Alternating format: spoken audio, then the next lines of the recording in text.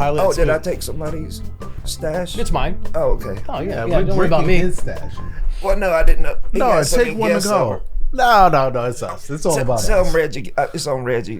He told me I'm good on it. So that's Pilot Brewing, the Pub Ale. That's the beer that I was drinking Oh yeah. at the Bourbon Festival. No, we both were drinking. Yeah. I love that. So I've got that. good. That's down in there. If you want some. Oh, I got to take one home. Yeah, it's pretty good. Whoa. Take one home. What's that? Get as many as you want. Man, man, where you been at, man? That's my guy right here. Ray and I took part last weekend at the Metallica show at Bank of America Stadium. The bank, as the kids say. In Charlotte, North Carolina. Good old Metallica, Pantera, Suicidal Tendencies. Just felt like the 90s all over again. I think you're a purist. Are you a purist of Metallica, or are you a hits guy? I really loved the first 5 records, and after that, I could care less. To be honest, anything past the Black Album. Yeah. I want to kind of bring back that debate we were talking about in there. Just before we start, why you didn't ask me that question? Am I a purist or a hits guy for Metallica? Well, because he was there and he's a heavy metal dude. How you know that I'm not? I was getting that vibe from you, Reggie. You know what That I'm you're a saying? metal- Like he you're a just heavy metal assumed guy. that well, not a heavy, but I do like Metallica of all the heavy metal bands. Yeah. I do. But I think you're a hits guy.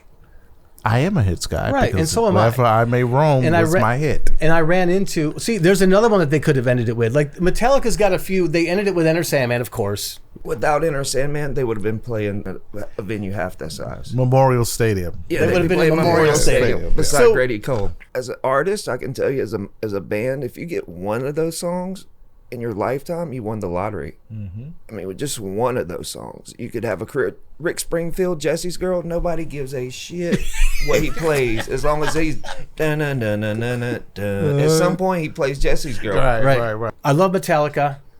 I don't like this stage setup. And I cannot be the only one that does not like the stage setup. That's the upper bowl that you see here, right? We're there for like $100. Not too bad. In the building for $100. Which is a pretty good deal, to be honest, compared to, floor prices and pit prices. Because you were telling me what the floor was, $450, $500. Yeah, so when you look down here now, this is early on, so the floor got a lot more packed than this. Right here in the middle, that's the pit down there in the center. So this pit area was going. I mean, you're talking probably at least $1,000 to get in there. I have heard of people that were here in town that did pay $1,800, but they also had some sort of VIP package. So I got a question because I wasn't there. I don't know why no one asked me if I wanted to come and see Metallica. What I don't understand is this: you said something about the floor not being full yet. So what happened for the other two bands? Did they have a full floor or? No, pretty sparse. The whole building was pretty sparse. What I'd say 90% were there for Metallica. And again, these guys rocked. You're looking at this top bowl, right? The top layer, that's the 500 section. That holds 25 to 30,000 people. Even at an average of $100, there's $2.5 million right there in that upper bowl for that one night. I'm gonna trust your math, Chris. Okay. This is during a song right here, so you can see the stage is too big, and this is the only complaint I have because I love the show. And I did sneak down and get to the floor. That's a whole other story, but we'll get there. But it was so much better down below. But you've got one of the guys over here, one of the guys over here, and this video wall is covering the drum kit. That is so massive that you don't have the intimacy of the band playing with each other, which they're probably more accustomed to when they're doing a normal show on a stage where they're looking at each other and feeling that energy.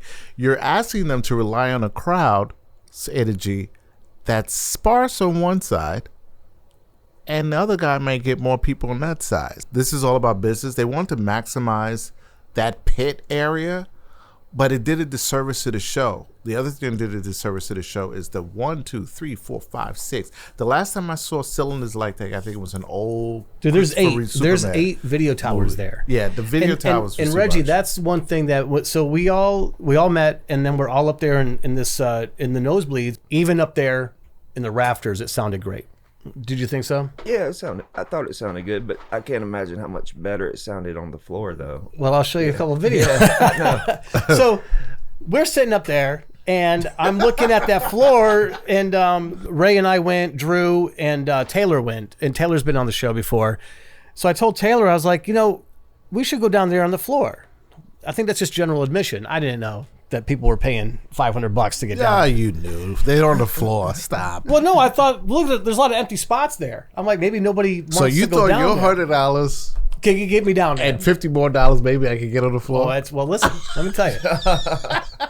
I was like Indiana Jones at this place. So we went down and we just walked right on the floor. But we got lucky because the security guards there are not really security guards.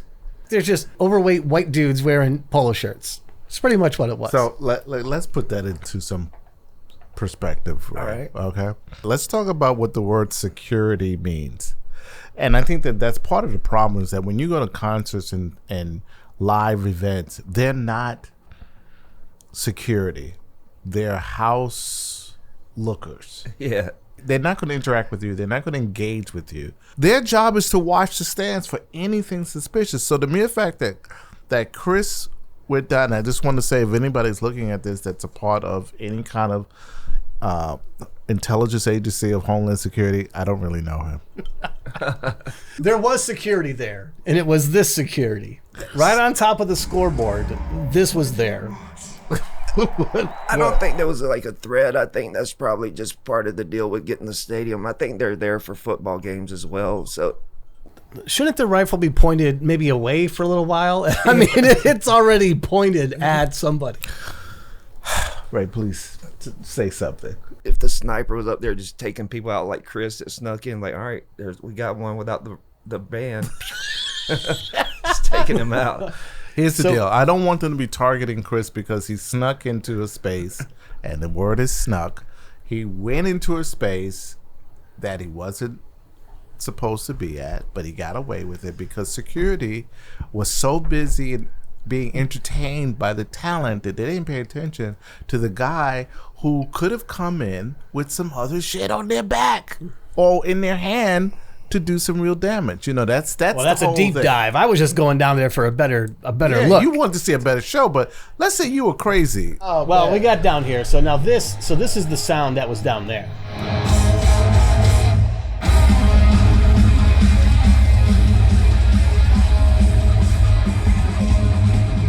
If you bought the pit, all you're looking at is their assholes. They're looking at the floor guy. So my takeaway from this, if you're going to the Metallica show or the rest of this tour, get on the floor. The floor is where is the spot to be.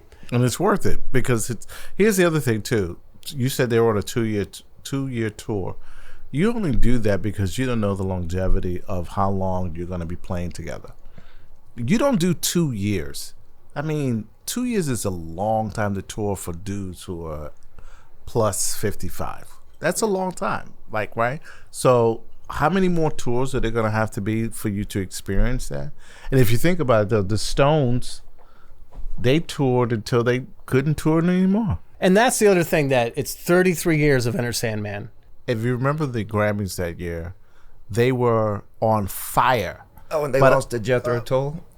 So I know. Wait. Okay, here we go. So they were on fire. The video comes out, and the winner is Jethro Tull, and everybody's like, "What?"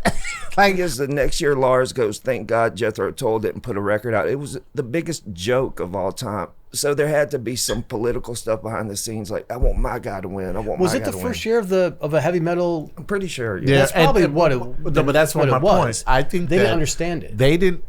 That's my point. I think that the industry, whoever voted, did not understand. And Jethro Tull was around when I was in high school and college, which was 20 years prior to that. It was something that they were familiar with, and I think that's they held on to Aqualung for a long time. I mean, outside of that, I can't name one Jethro Tull song. No, but that is again. You go back to your I point put them up there with about it. Steely Dan. No, Steely Dan. Unforgettable bands. No, I'm going to disagree with that. I mean, Asia. Okay, don't know it. See, stop. But I just think that because that in the 80s they introduced a lot of new categories, And I think that the people did not appreciate or recognize what that was. The same way I feel about Metallica in that moment is how I feel about Prince.